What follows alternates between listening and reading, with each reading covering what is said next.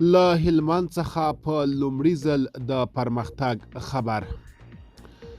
د کابل هلمند پر لوی لار وی آی پی بسونو فعالیت پیل کړ.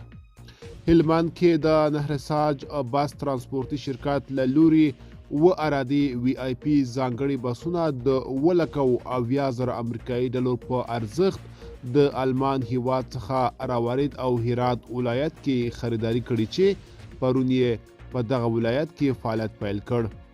د هلمند د ترانسپورت رئیس وایي د وزارت د طرزالعمل مطابق له هلمند تر کابل پورې د تګ راتګ لپاره 12 ساعته وخت ټاکلی چې پر ټاکلي وخت به چلوونکو چلونې کوي ترڅو ترافیکي پیښو او ستونزو ژغورل شوي وي.